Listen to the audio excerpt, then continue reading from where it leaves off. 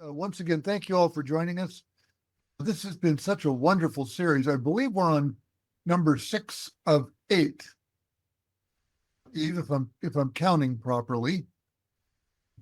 And our friend Roshi Eve Marco crafted this series, as most of you know, on aging, and we've gotten a tremendous response to this. So for whatever reason it might be, and I always try to joke about this a little bit at the beginning, whatever reason it might be, which is definitely not evident by looking at us on screen, we're all particularly interested in aging. So I can speak for myself. It's top of mind all the time. But I was so impressed. Eve did such a nice job of breaking out the 8 sessions topically so that we knew what was coming each time and we can look forward to this. So hopefully you've been able to attend the 5 that came before. If you missed any or all of them, we record them all and they're grouped on the website. You should be able to find them easily. And we are recording this one as well. So should you want to share it with somebody else, feel free to do so, or watch it for the first time or watch it again. So I'm going to, and today we have our friend Bob Rosenbaum from Sacramento in California joining, who's going to be tag teaming with Eve. And once again, thank you so much. And I'm going to mute myself and step back behind the curtain. Thank you all. Hey. So good morning, everybody. Yeah, man. I like to look at everyone, not just at Bob, much as I love Bob.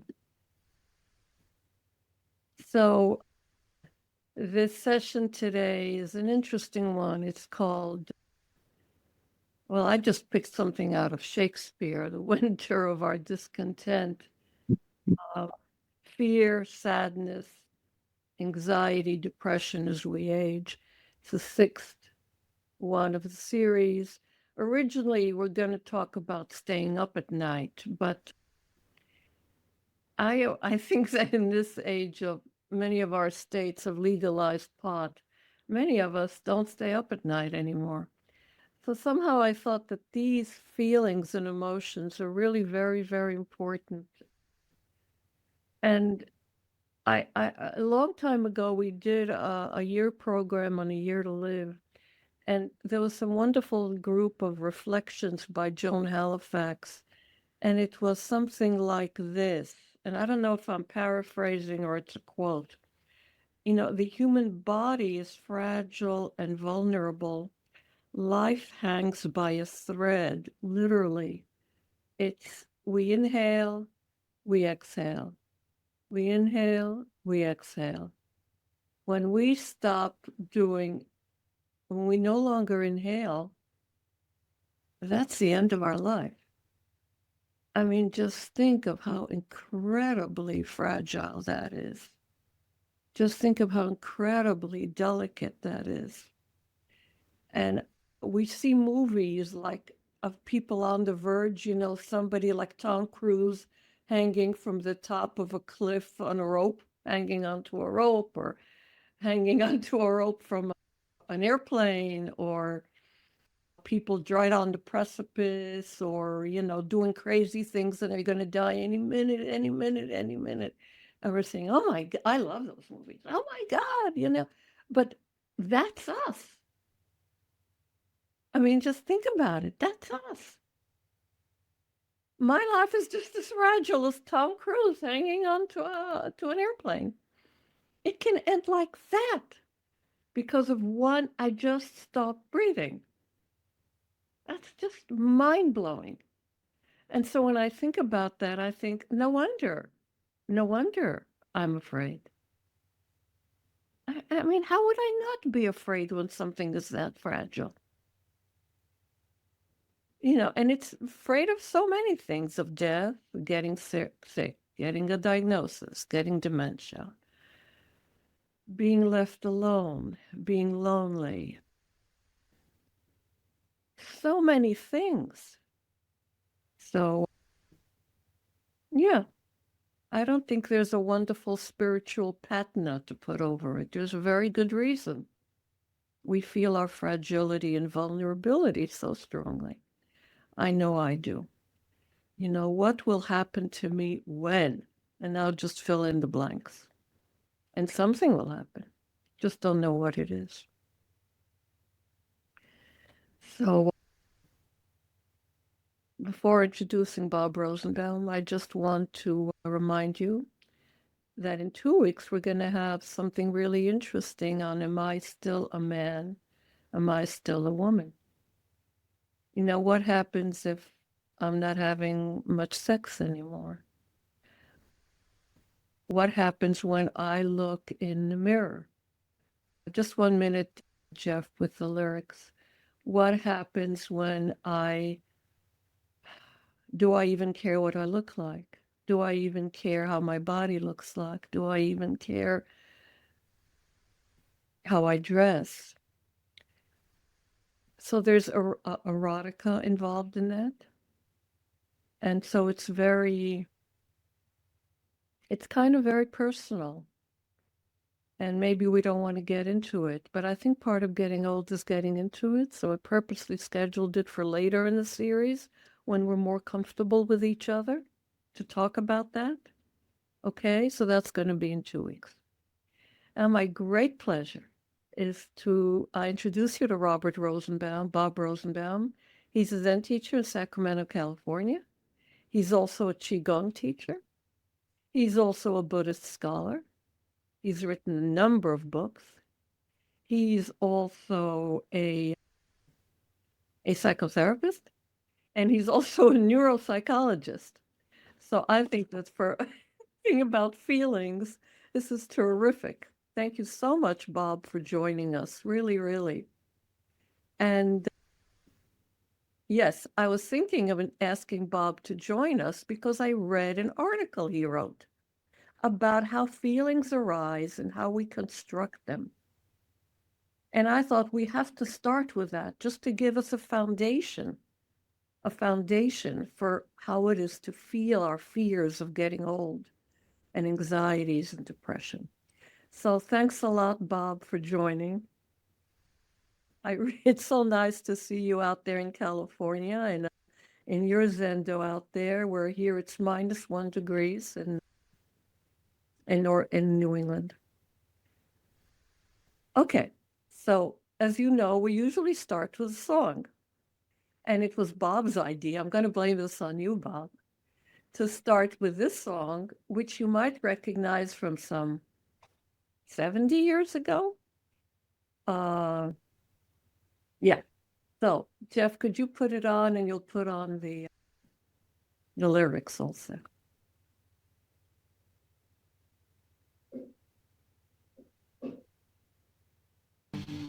Whenever I feel afraid, I hold my head erect and whistle a happy tune, so no one will suspect I'm afraid.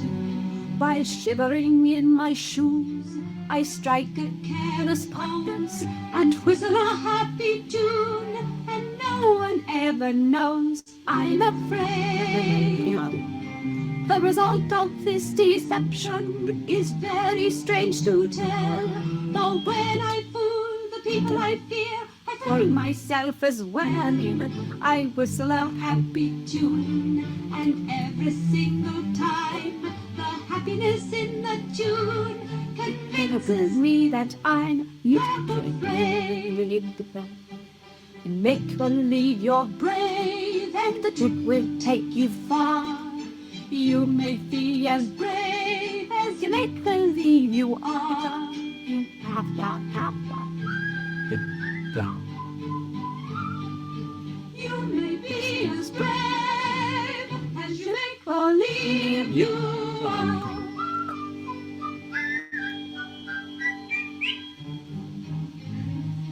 I think that's a very good idea, Mother. A very good idea. Yes, it is a good idea, isn't it?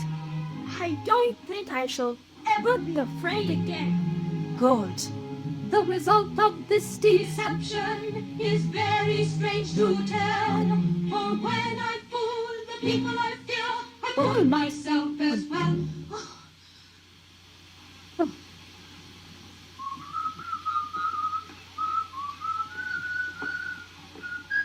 All right.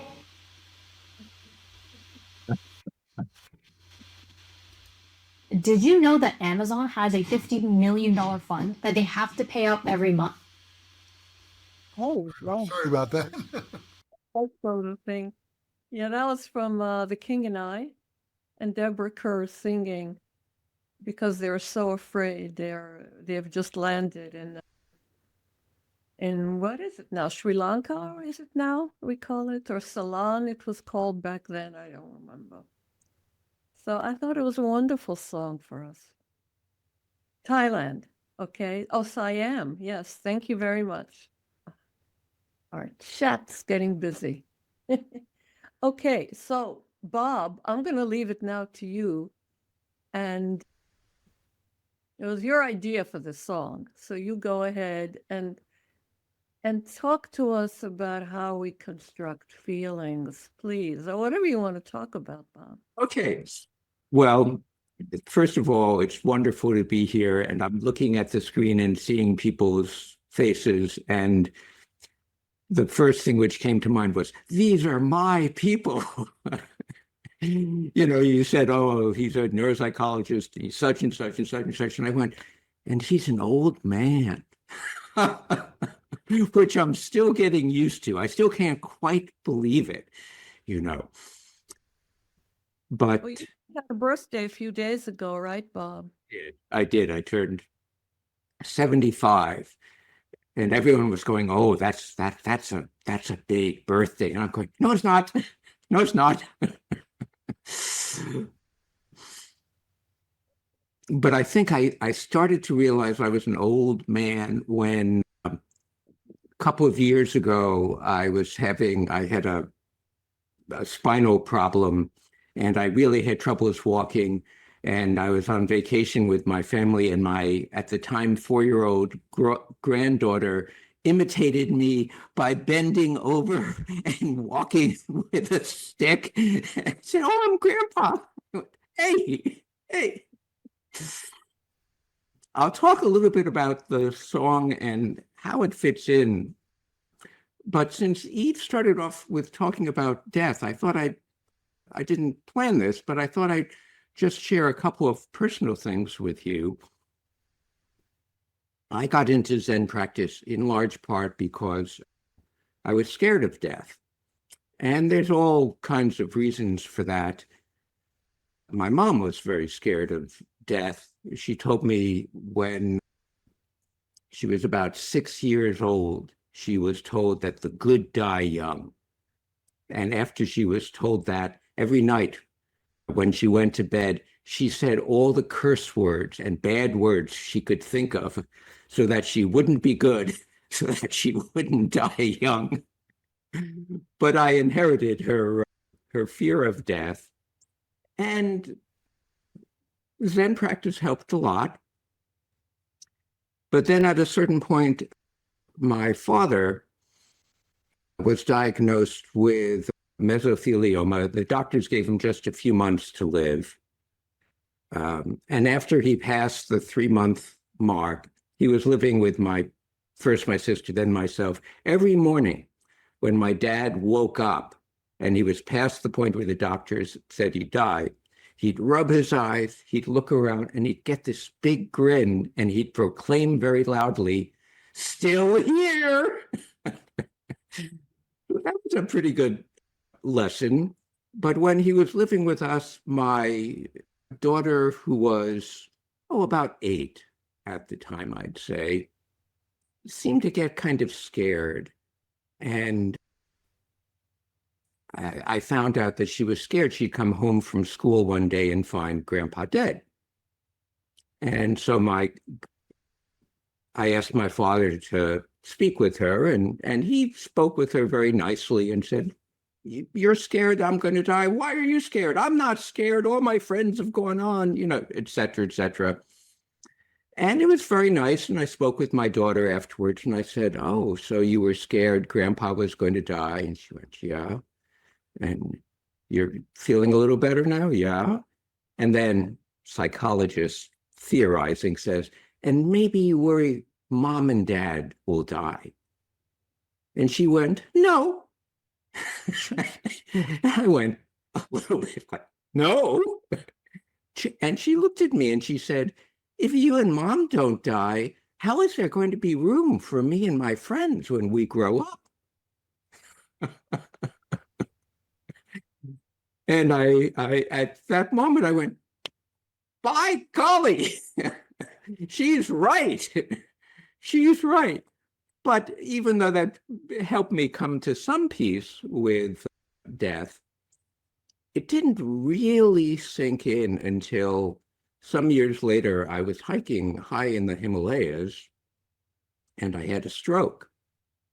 And I was fully conscious and aware, but suddenly I couldn't walk and I sort of crumpled to the ground. And my friend I was hiking with had to leave me alone in the mountains while he went and got help.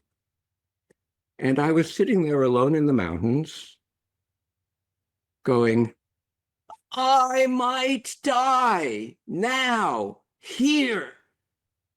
And the mountains answered. They looked back and they answered me. And they said, welcome to the club. Welcome to the club. Everything dies. And suddenly it felt, oh, what a relief. You know, this is something we share with all being. And Buddhism is release from birth and death within birth and death, right? Well, that's all very intellectual, but we still have our feelings about it. And I find that even with all of our practice of emptiness and interdependence, we still have this idea that, okay, I have feelings. And we do, but it's not exactly that way. And there have been some developments in neuropsychology and ecology and psychology, which I think are helpful to understand how our feelings work. So I have this little PowerPoint type thing that I want to share with you. I guess I can just click on screen sharing. Oops. Let's see, where's my cursor? Share. Bob, I made you a co-host, so you should have access to that. I think this should work. Allow. Okay, can you all see this slide? Yes. Yes. So we all know we start at birth and death. And what do we have in the middle? We're tossed about and tossed about and tossed about. We've got life. And life can be pretty intense sometimes. So I sometimes feel like one of these old turtles, you know, at 75, I thought I'd have my life together. I actually have a friend who said to me, I really thought I'd have figured things out by now. I actually think it would be awful if we figured things out. It would get boring. Here we are. So all of us, we're Buddhists, we're peacemakers, we're seekers after the truth, and you go out on the path to the truth, and then you see someone who's come back and he's discovered the truth, or she has, and they don't look so happy. And part of what I've been experiencing over the past few years is, okay, I've practiced Qigong and Zen and all of this, and it doesn't save you. I have pain all the time and exhaustion and I have feelings and all of this. And you know, you sit there and I don't know if you've ever felt, none of this seems to be doing any good at all.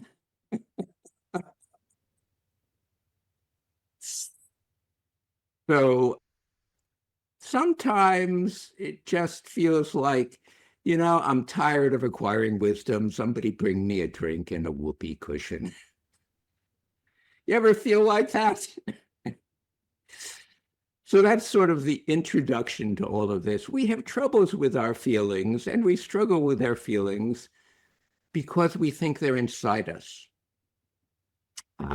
We think they're hardwired primary emotions.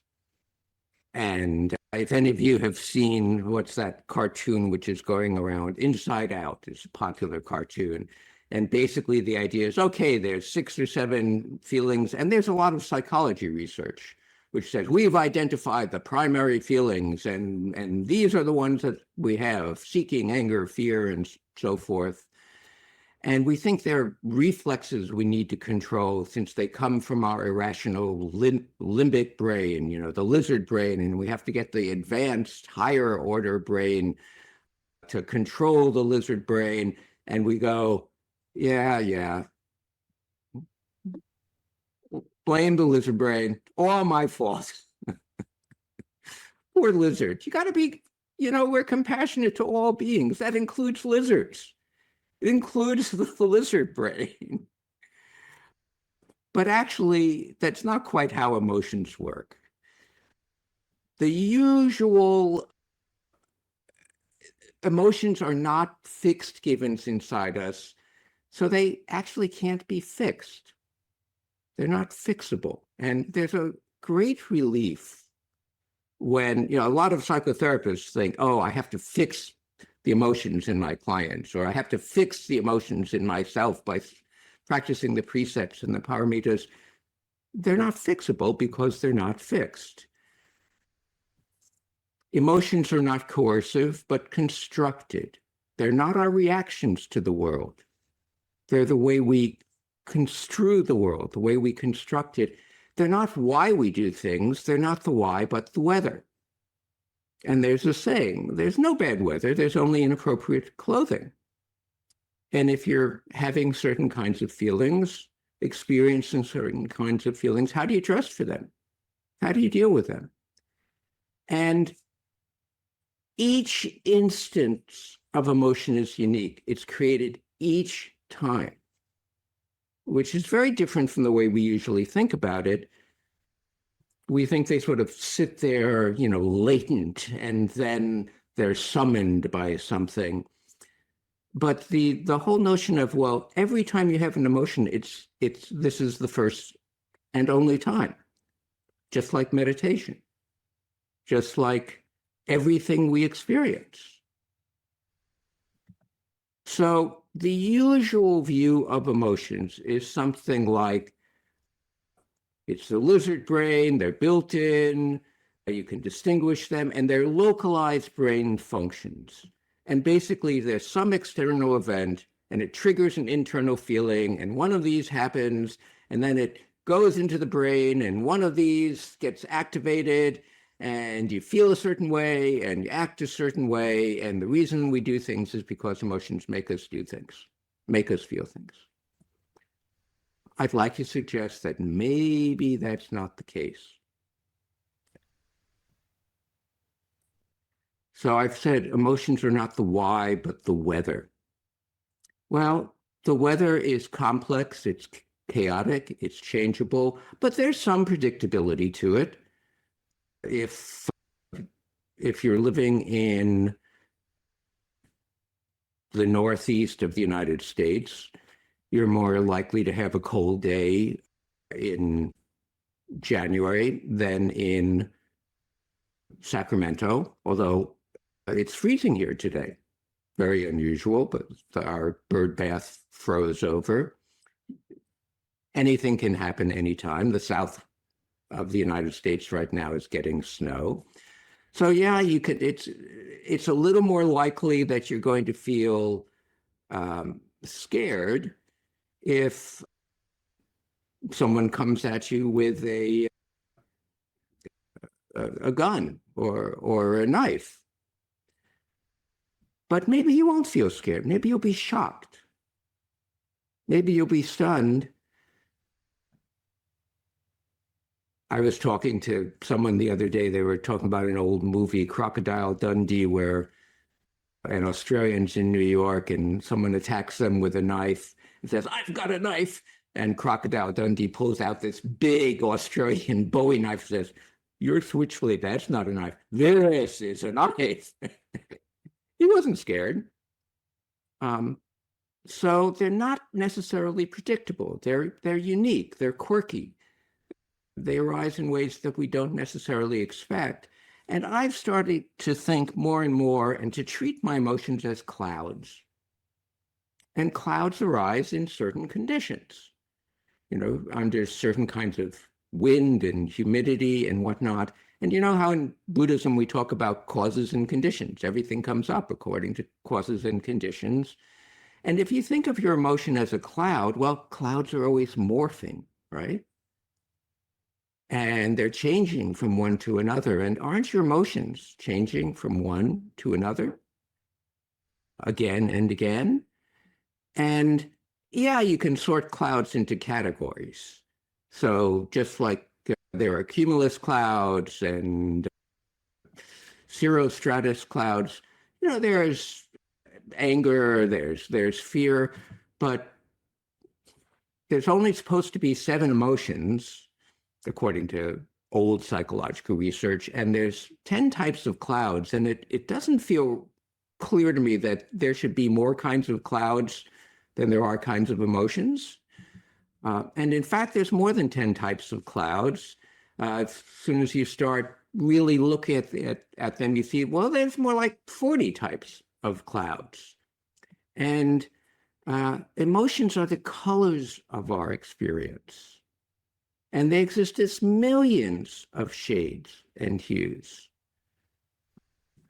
So in the day's weather, often you have a lot of different clouds at once, don't you? Have you ever felt happy and sad and bemused all at once? Well, according to the neurological model of you have an emotion and this is the chemicals and these are the neurons that are firing, you're only supposed to have one motion at a time. Is that really how things work? I don't think so. You ever known someone, including yourself, who be both anxious and depressed and kind of clear at the same time? So most of us think you either have this emotion or that emotion, and they're one at a time, but really it doesn't work that way. Now, some people say, what? We figured out the chemistry to this. We know that rage and anger happens in this part of the brain with these kinds of chemicals and whatnot. All I did was I looked at this chart and I said, let me just highlight them. And you see, well, the hypothalamus is involved in seeking, in rage, in fear, and in sexuality. I mean, there's tremendous overlap in the emotions. If you look, well, I did the same thing with the chemicals.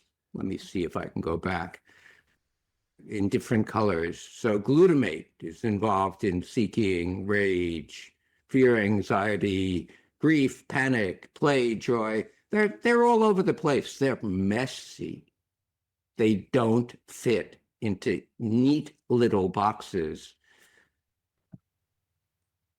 So there is an alternative to this classical theory, and it's a constructivist theory, and it says, actually, emotions, they're adaptive, they're constructed, there are innumerable shades of feelings, not just 6 or 7, and they're quirky, idiosyncratic, they're constructed each time, they overlap, they're contextual. So to get the idea of contextual, let's say there's an emotion, and it's this orange dot, and let's choose the emotion of pain. Now, most people don't think of pain as an emotion, but I used to run a chronic pain management clinic, and the definition of pain is an unpleasant sensation accompanied by unpleasant feelings. You can't have one without the other. So the orange dot is the pain or the feeling, and the pain varies, right? It gets bigger, it gets smaller, it throbs. I mean, and we're at the mercy of whether it's getting bigger or smaller. Except that's not what's actually happening. I drew a little box around the orange circle, and you see the orange circle is staying the same size. It's everything around it which is changing. And that's what happens with emotions. Your emotions are going to be different depending on who's around you. Yesterday night, someone came to our Sangha, and she had Dokusan with me, and she was saying, I've been feeling so anxious and upset lately. And I came into the Sangha, and I sat down with everyone else, and I just felt so much calmer. And it's funny, this other Sangha that I go to, I sat down in it, and I didn't feel calmer. And I know that Sangha, and it's a little bit more of a, fierce practice Sangha. And it makes sense to me that she'd feel calmer in one place than in another. I'm not saying one form of practice is better than the other. It's just that who you're around is going to change how you feel. They've actually done some experiments which have shown that if you hold a glass of warm water or warm tea, and someone asks you, well, what are your relationships with other people like? You're likely to describe them as more intimate and warmer than if you're holding a glass of cold water or iced tea. Isn't that interesting? So our emotions are in the warm or cold glass. Where are they? They change according to all sorts of things around us. So this is called the 4E model of neurocognitive experiencing, and emotions, which I really think fits with Buddhism in general. Emotions, like all experiences, are embedded in a context, embodied physically, enacted behaviorally, and extend beyond their seeming boundaries. So, have you ever gone into a room feeling basically okay, and everyone in the room is really upset, and in 5 minutes or so you find yourself feeling more upset? Well, isn't that interesting? Your emotions extend beyond your seeming boundaries. Emotions are enacted behaviorally. So we just sang, whenever I feel afraid, I whistle a happy tune. In order to feel afraid, you have to grit your teeth, tense your muscles. You enact it behaviorally. And if you're afraid, one thing you can do is just relax your hands. This is one thing that we'll often do in Qigong, is just learn how to relax our hands. And it's very difficult to be afraid when your hands are relaxed.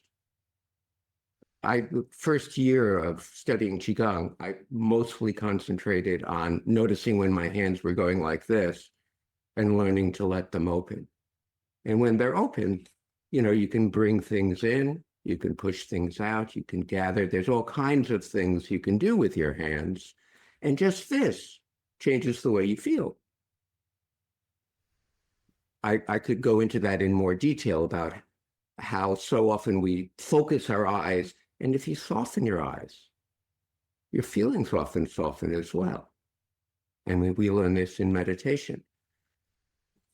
So emotions are complex, and there's this idea of, when I train therapists are trained to emotions should be identifiable. Okay. And you should know as a therapist what the other person's feeling. And if you need to find out what you yourself are feeling. And so people often go to therapists, and the therapist says, how are you feeling? And the most common response is, pretty good, or not so great, or I've been kind of upset lately. And the therapist doesn't leave it at that. It says, well, upset. Are you feeling more tense or more down? And the therapist questions you to try and put you into the category of you're feeling scared, or you're feeling depressed, or something that they can treat, that you're feeling angry. One takeaway from this is whenever you say to yourself, oh, I'm feeling X, then say to yourself, really? Am I sure that's what I'm feeling? Don't be so sure. I used to struggle with depression, really from the time I was a young child. And I remember the beginnings of getting a handle on depression. I was in college and I was gotten up and I was walking across the quad going, oh, I'm so depressed today. I'm so depressed today. And I suddenly stopped and I went, wait a second. Am I depressed or am I sad?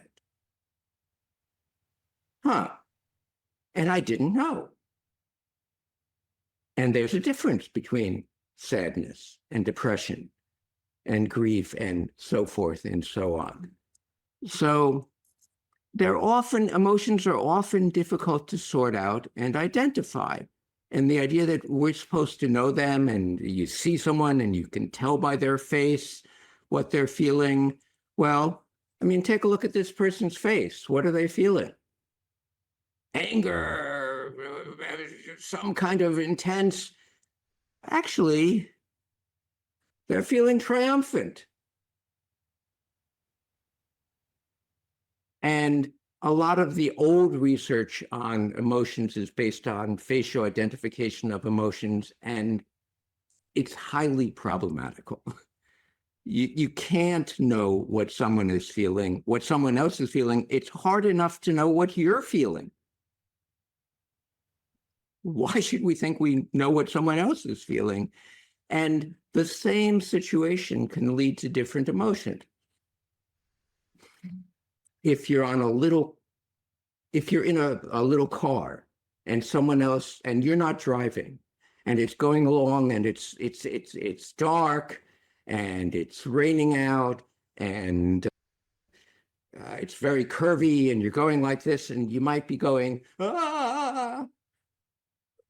On the other hand, if the car is a car that's on a roller coaster track,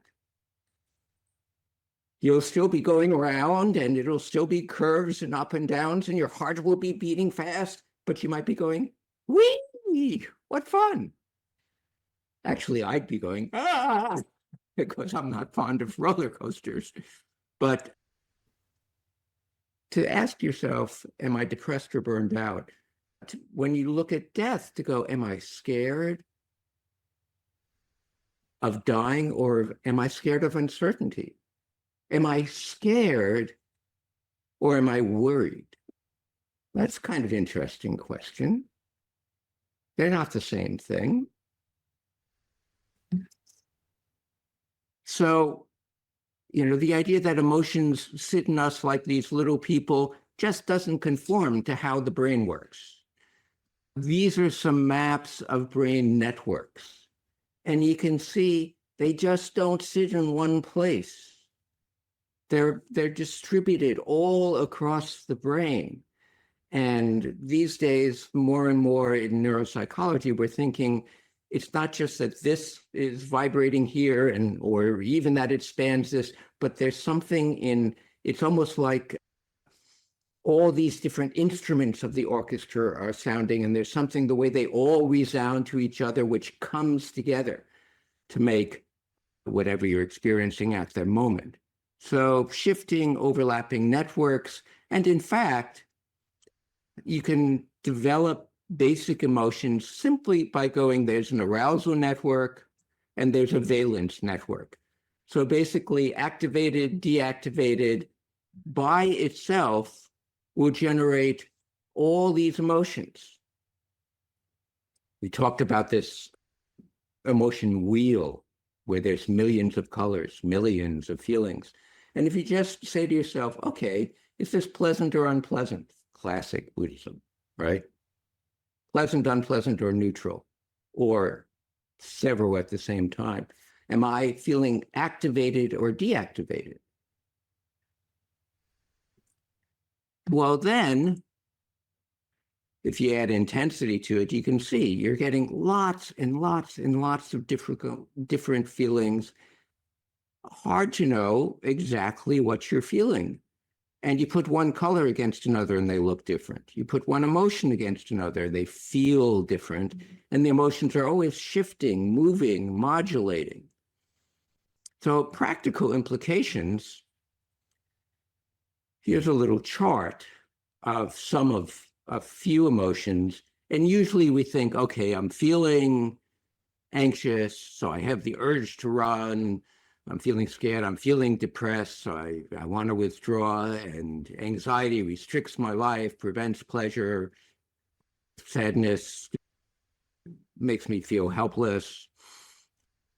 But how often do we look at the positive aspects of emotions? Anything that you're feeling always has some positive aspect. So maybe your fear is telling you, go slow. Maybe your fear, it's not on the chart, but almost always when you're feeling scared, you're anticipating something. Maybe your fear is saying, don't look ahead. Maybe your depression, which often helps us feel empathy and kindness and compassion. Knowing sadness, Avalokiteshvara, hears the cries of the world. And for me, an important practice is, Avalokiteshvara hears the cries of the world and smiles with compassion. How do you smile in response to the cries of the world? When I was talking with this person last night, and she was talking about feeling so anxious and upset and scared, we talked about when we vow to liberate all beings, that means liberating the scaredness. Doesn't mean eliminating it. It means helping it find ease. How do you find ease in the midst of fear? How do we find ease in the midst of sadness? Well, you're never going to eliminate sadness and fear. That would be terrible. We wouldn't be human. So the next time you feel a certain emotion, allow yourself to feel the negatives, but also notice any positive potential that's in there. An easy one to do is the next time you feel anxious and antsy, notice the energy that's involved. And as you notice the energy, just think, oh, wow, there's a lot of energy there. Where might I want to channel this energy into?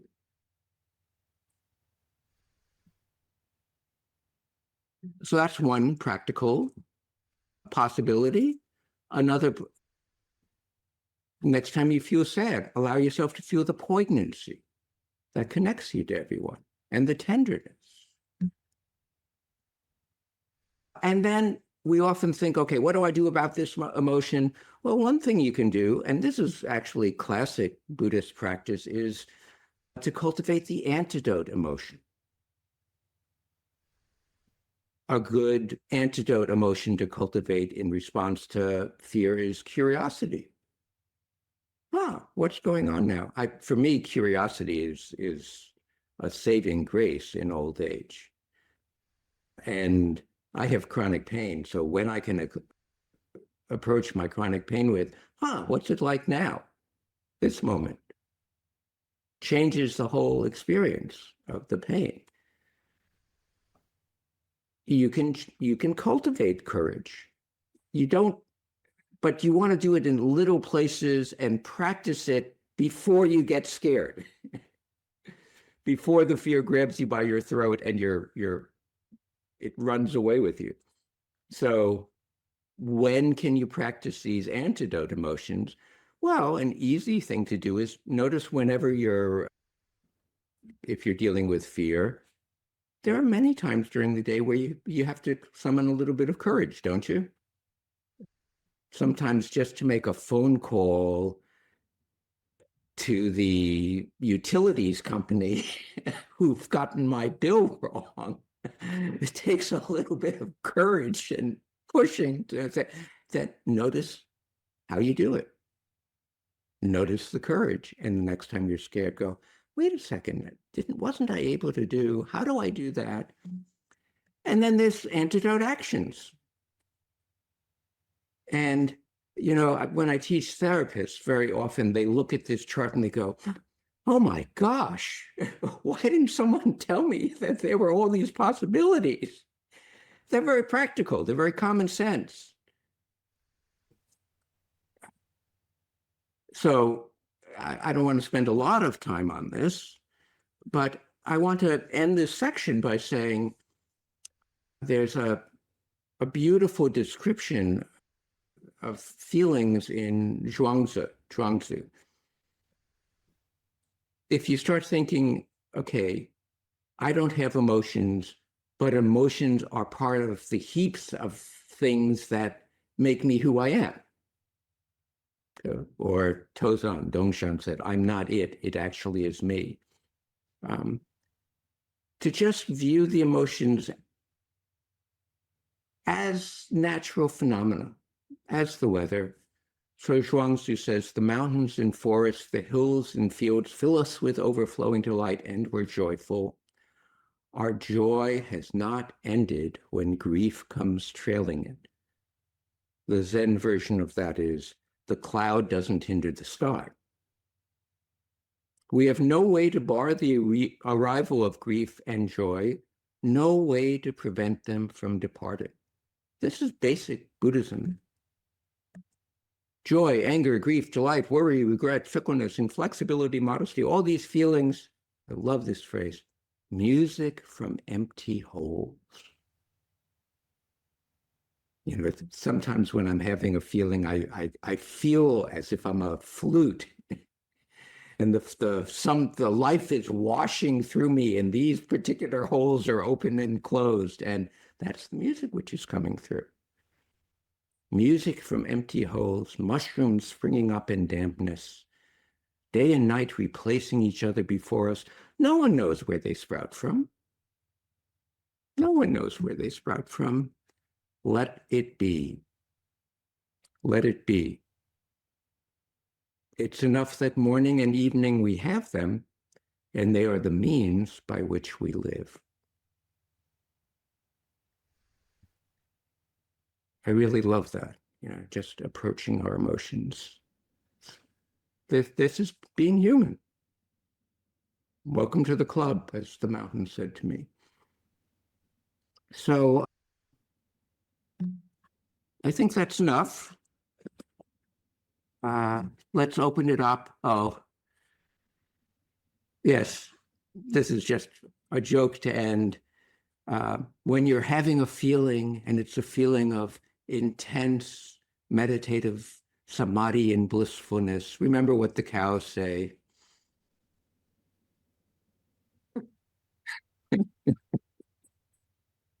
Wow. Okay, enough. Thank you. Oh, Joyce, I need to stop sharing. But I have stopped sharing, right? Yeah. Yeah. But I'm not sure I've seen everybody.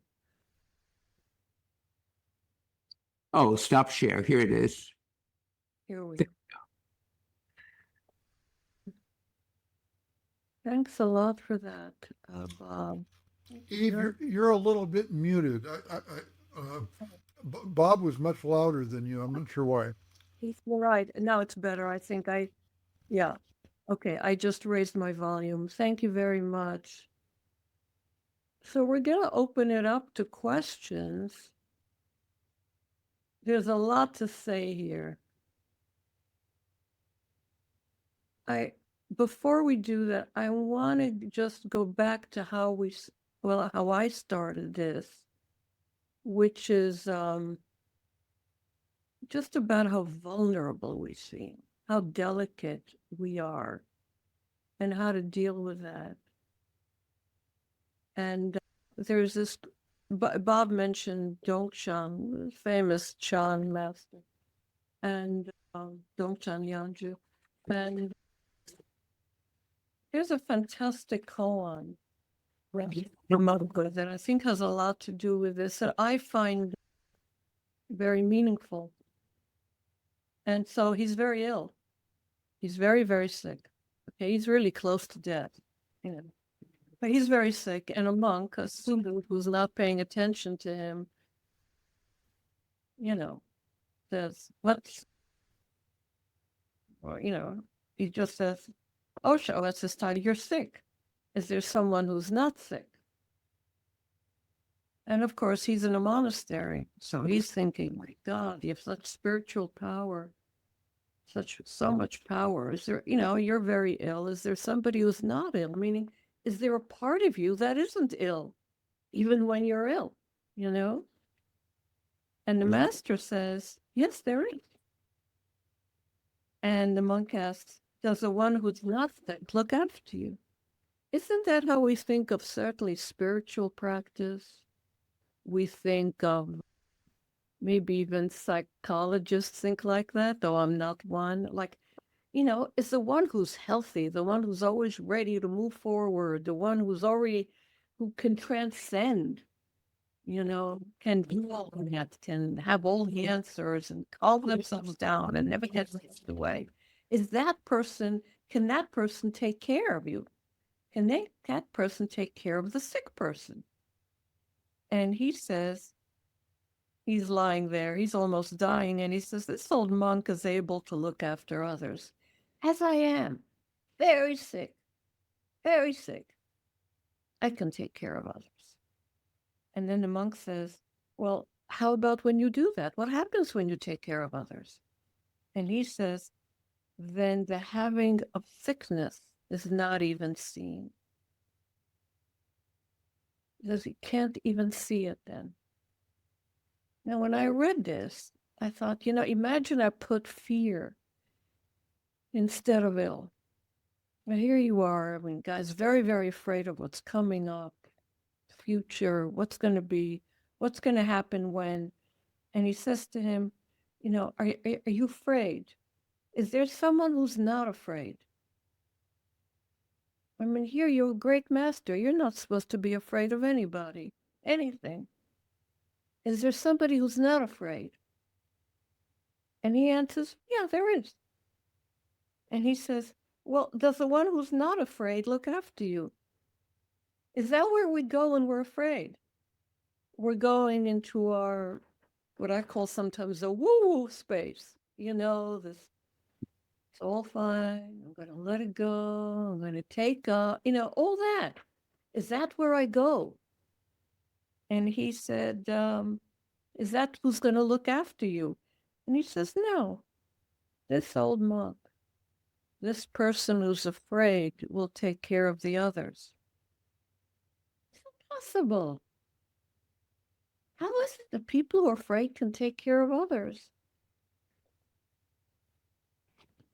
And it's a very beautiful koan because, it's like we think we have to be brave. And Bob said we have to cultivate courage. Oh, that's part of life. And at the same time, there's something so human about this part of life, I find, Bob.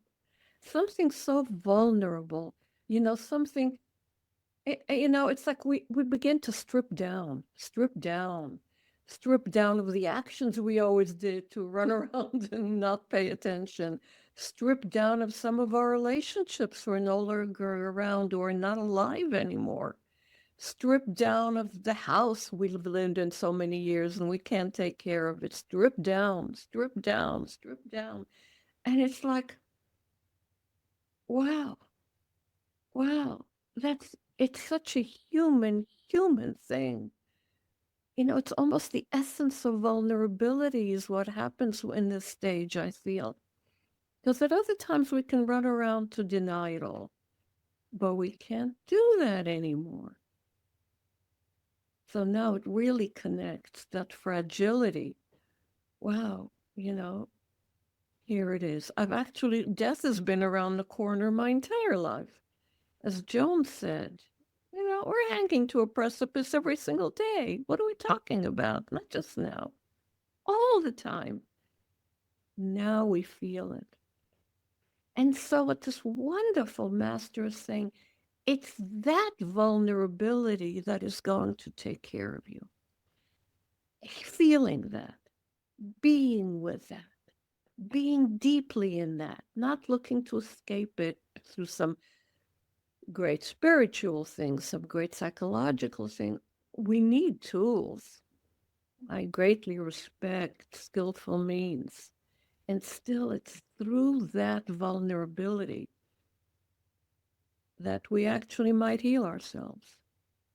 And the student says, so when that person takes care of sick, then what? Then what? And he says, well, if you're doing that work, if you're connecting with what it is to be fully, fully human, then the sense of fear is not even there. You can't even see it anymore. Because you're just right in your essence. Essence as a human being. Can you be with that? And I know many people here, if you're any kind of practitioners, we often hear the phrase, well, sit with it. No, you bring up something and somebody will say, well, just sit with it a while. I've often wondered what that has meant. I've heard that said to me so many times, sit with it. And I think that's what it comes down to. Really, really feel it completely and fully. Totally be in your essence as a human being in the most vulnerable place you can be. That's what I think sitting with it means for me. So I wanted to bring up this koan. Oh my. And Eve, I see a question that I want to respond to.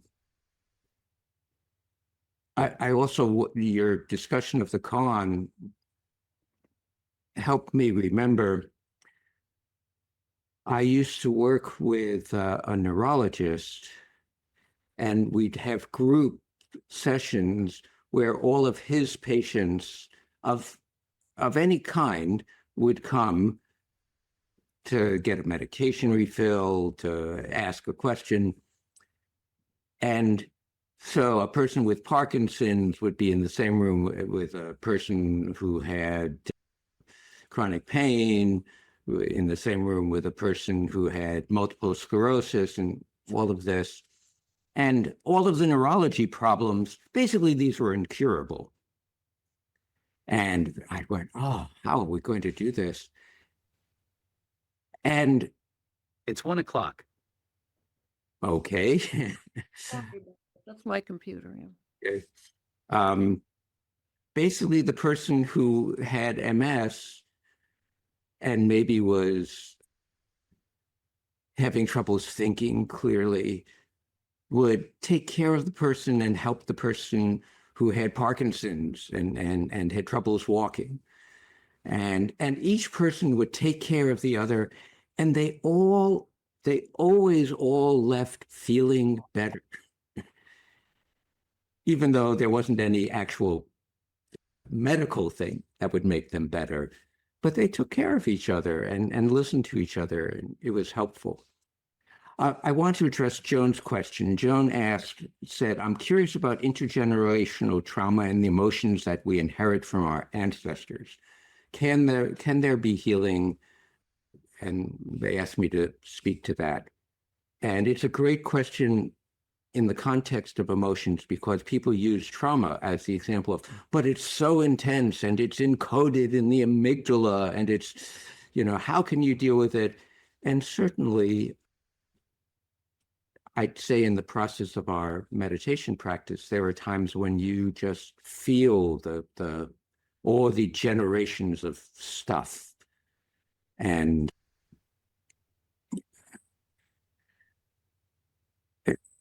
And to be able to lighten that one little bit, even, I think's important. But just because it's intense and dramatic doesn't mean that it's difficult to heal. So I'll tell you a true story. At one point, by accident, I became involved in a project where we found that a lot of clients would come into our mental health center and they'd come in once and they wouldn't come back. And we thought we were doing something wrong. And we started contacting these clients, and we found that a lot of them said, yeah, I didn't come back because I was feeling better. And we did some research, and it turned out that somewhere between a third and a half of the people who came into our clinic really got better from a single session of therapy. And other people needed more, and that was fine. And when we first presented this research, everyone in the United States jumped on us and said, what are you doing? You're trying to, deprive people of what they need. And we always said, if someone wants more therapy, we give them more therapy. But, we respect if they say, I feel better. Maybe they actually feel better. And the research showed that they did, and that it lasted for years. So anyway, some people in Australia got wind of this and got very interested in it. And my friend, Colin Reese, said, okay, I'm going to have our clinic look into this. So he started a project where they'd say to people, we're going to see you, and maybe you'll get better in a single session. That's fine. If you need more, we'll give it to you, but let's see how it goes. So the first client that he saw, now I'm getting back to trauma, they said to him, this is a 74-year-old man who's a survivor of the concentration camps, lost most of his family in the concentration camps, survived, came to this country, got married, got a job, managed pretty well until he turned 62 and he retired. And from that time on, he's had nightmares every night, interrupting his sleep, of the concentration camps. So it's been going on for 13 years now. And my friend Colin said, thanks a lot. This is going to be my first possible single session therapy case. It's impossible. Can't do that. But he sat down with them, and the 75-year-old man was there with his wife, and Colin talked with them for a little bit. And he said to the man, so you have these nightmares. Do you ever talk to your wife about them? He said, oh, no, I don't want to upset her. And he said to the wife, how do you feel about your husband not wanting to protect you like this? And she said, I appreciate it, but I wish he'd tell me about them. I mean, he's suffering so much. And Colin said to them, well, what do you think about this idea? You told me you go for a walk every morning. How about when you go for a walk, if you've had a nightmare that night, you take a minute or so. You don't go into it in detail, but you just say, yeah, last night I had that dream where the commandant was in the tower and he was taking his rifle and he was shooting people randomly. And the wife says, oh, yeah. And you just do that for a minute and then you go on with your walk. You want to try that? And they said, yes. His nightmares went from being every night to 1 or 2 a month. The simple act of sharing them with another person. Now, did that cure him? No. How can you be cured from something like that? It's horrible. But the simple act of sharing it changes the trauma. For some people, that might not be the case. But I've just found that emotions, you never know. Some of them are very stubborn, very hard to deal with. Some of them, I used to be really, really angry. All the time, I'd get angry. And I was in therapy with my wife, and the therapist turned to my wife and said, so the next time Bob gets angry, just say to yourself, because my wife would get upset, just say to yourself, Bob's having a snit. And I heard the therapist say that. I said, a snit? How dare you call my anger a snit? He said, what do you want me to call it? A temper tantrum? And I mean, literally 30 years, I was that 30 years old at the time, 30 years worth of anger just went poof. And I couldn't get angry anymore without hearing the word snit. And everything turned around in a moment. All I'm saying is some emotions are fluid, and you ride them like a wave. If you fight them, they'll fight back. If you make friends with them and meet them on equal ground, it's different.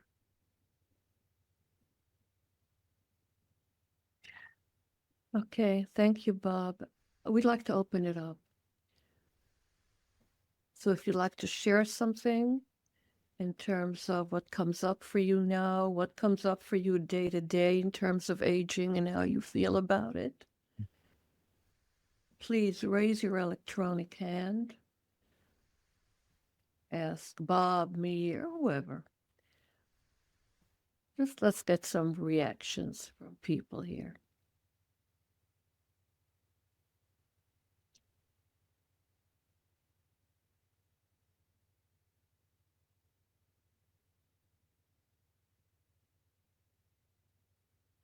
Hey, Jennifer. Good afternoon to you. Susan has her hand raised. Yeah, I think Jennifer, I Ah. saw Jennifer first, but now I don't see her. Jennifer, are you on? Are you unmuted? Yes, I can easily go after Susan. You were both calling on people. Oh, okay. Well, why don't you start already since Okay. you're here, and then we'll go to Susan. You know, I was sitting here wishing I could hear this every day, that I couldn't possibly get it all in. So I was just trying to open myself to it.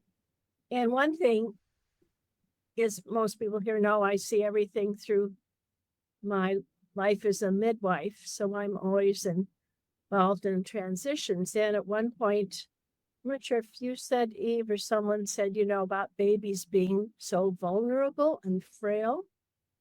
And looking at the beginning, and babies are made to survive. There's incredible strength. Doesn't mean they could all survive just on their own, but basically, we're made to make it.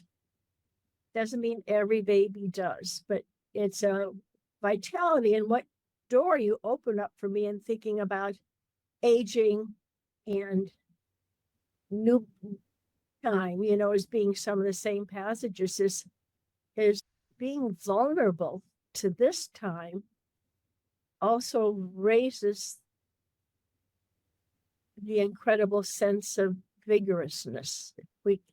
At those moments, we can really let it all down and feel the vulnerability and the frailty again. There's also this balance, just sitting with it, about being vulnerable.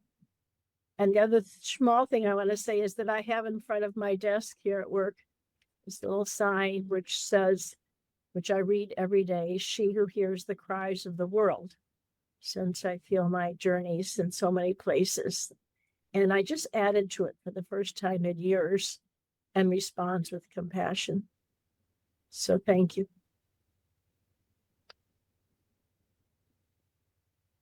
Thank you, Jennifer. Susan.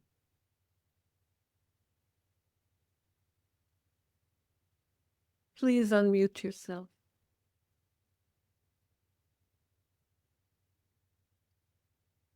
You're still muted, Susan.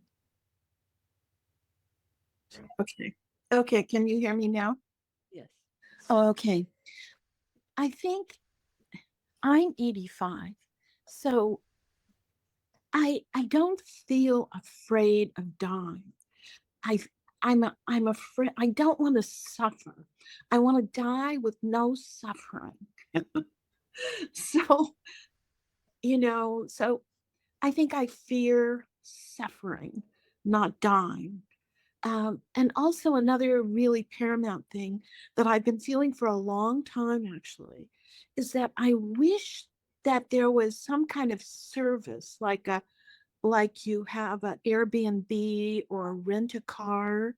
You could rent someone to hold you, because I am alone and I've been by myself for many, many years. And I I have wanted for a long time just someone to hold me. And I know that sounds so pathetic.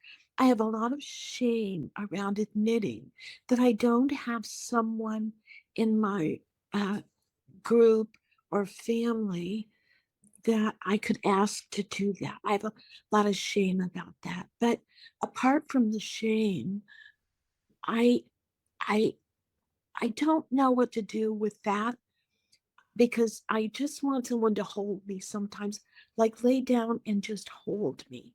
And I did ask somebody a couple of years ago to do that. It was turned out to be very embarrassing and horrible in the end of that friendship. But anyway, when I was very young, all my life, from a baby until maybe 13 years old, I used to get up on all fours and rock back and forth. And I did that. I mean, I didn't understand what I was doing until later in life. I understand that I was soothing myself by this repetitive action, which made me, of course, incredibly sad. But it was very soothing. So I don't have anything else to say, except if anybody wants to come and just hold me, call me on the telephone. Okay. I know that's so pathetic, isn't it? Anyway, thank you. Thank you. But I think I'd like to respond, if I may. First of all, I don't find it pathetic at all. It sure sounds human to me and just natural. And I appreciate your sharing it. That sense of aloneness and separateness is what fuels our suffering.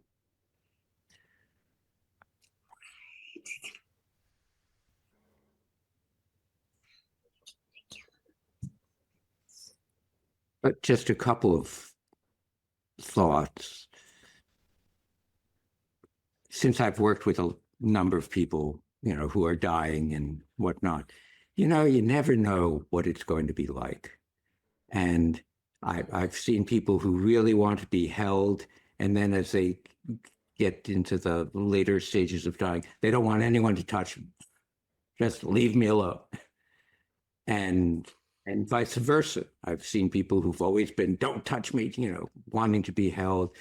And so you can't predict it. But in the meantime, I'm familiar with that sense of wanting to be held. And I'm very fortunate right now in having my wife and family. But I was in a period of my life where I was alone. And I asked myself, well, so where can I find this sense of what can I really count on to hold me? And I think not enough of us think of what can you really count on? Because look, my wife might die before me, or I might be in by myself and nobody's around, if I'm driving out in the mountains or whatnot. What can I really count on? And I don't know the answer for you.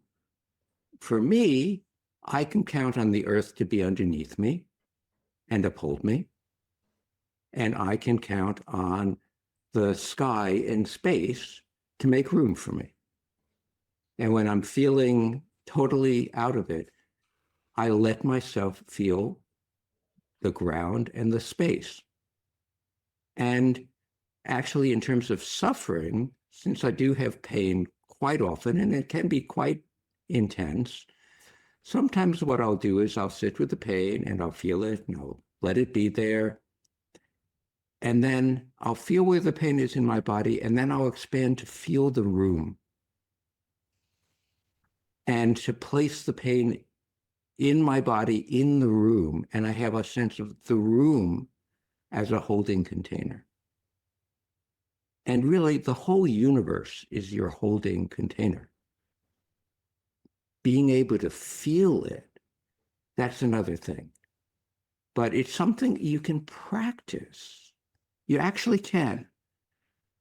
You actually can. And I think you practiced it just right now by voicing what you said to everyone. And everyone here is holding you right now. Yeah, I'd like to add something to that. I don't have an answer for you, but I'm floored and deep, deep, deep admiration for your putting it right out there. I think our feelings are so important. I agree with what Bob said before about trauma, but when they strike, they're really, and they're part of this human endeavor in this whole life. Well, there's nothing here to negate or anything. I remember my husband, Bernie Glassman, said for many years, I'm not afraid of death. I'm not afraid of death. He used to say that all the time. Now, and I believed him, by the way. I really did. But I always felt kind of cheated as his wife now, because I wanted to have a partner for that vulnerability. I wanted to have someone, I didn't want to have someone in my life who says, I'm not afraid of death. You know, I guess it brings me back to the koan I mentioned. The great master says, no, I'm sick. I'm afraid. And it's the afraid person who will take care of you. And I always felt that somehow something was missing there for the two of us because of those words that were important to hear. Maybe for others, but not for me. I'm not afraid. So you're putting out what you did. And I agree, there's no shame here. It's really wonderful. It opens everybody else up. You know, I'm lonely. And then other people, yeah, but you know, me too. And I also don't have someone or whatever. That's such a big part of a life. That's such a great gift to life. I want to say that. Yeah. Okay, and Mark, I see Mark first, Mark Atkinson, and then Victoria.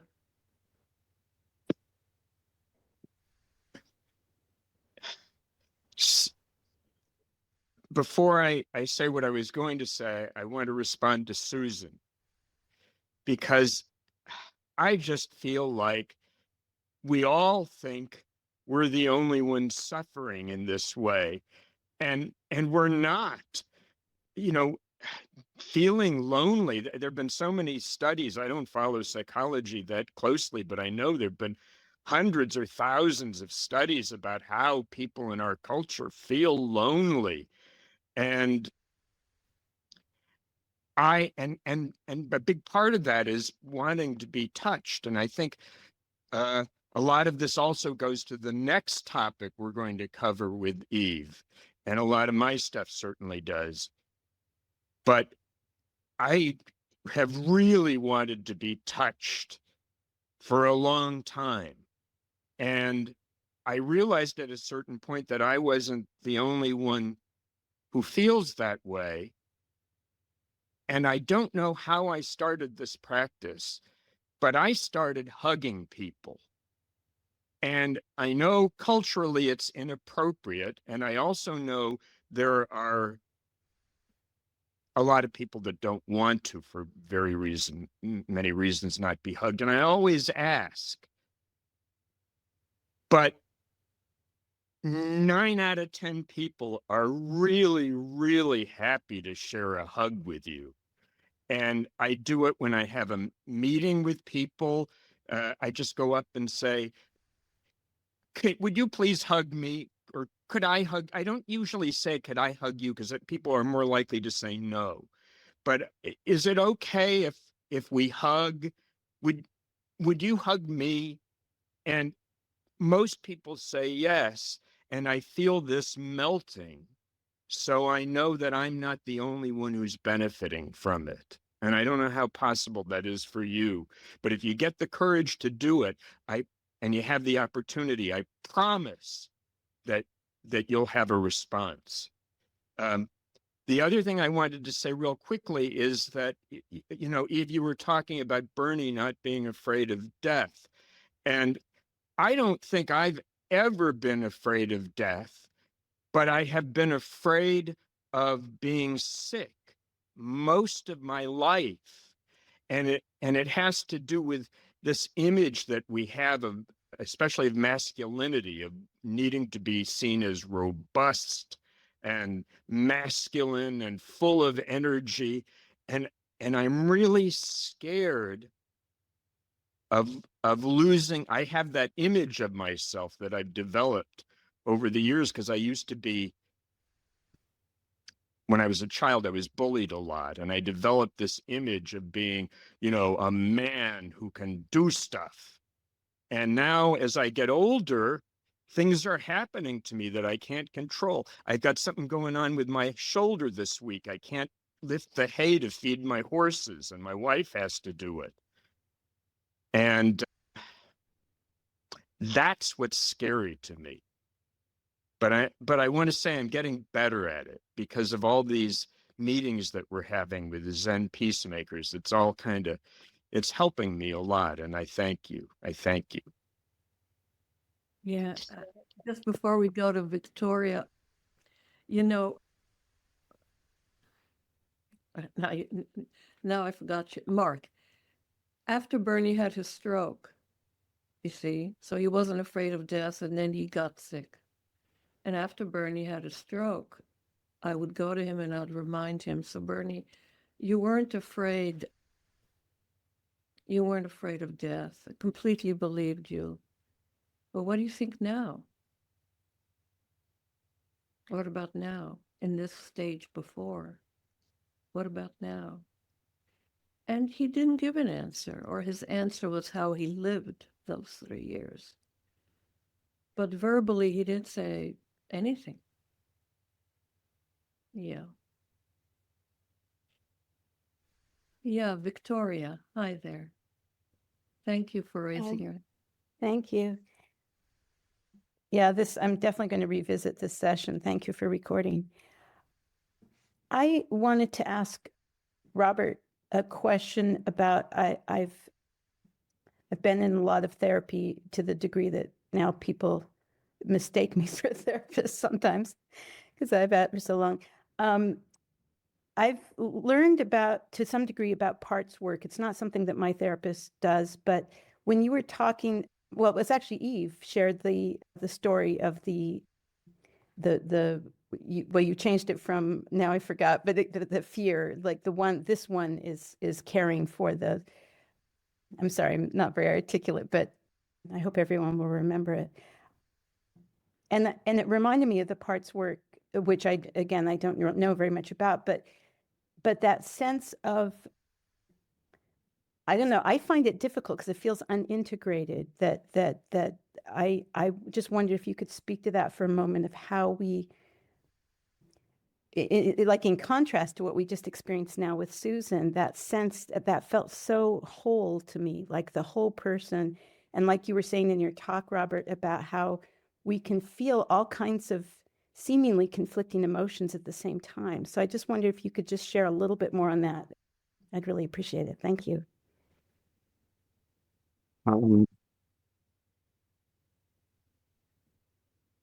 It's a very good question, and I think you put your finger on one of the problems with parts work, in that it can get fragmented. A friend of mine, Alan Senake, who some of you may know, died recently, And he wrote a chapter for a book I edited on mindfulness.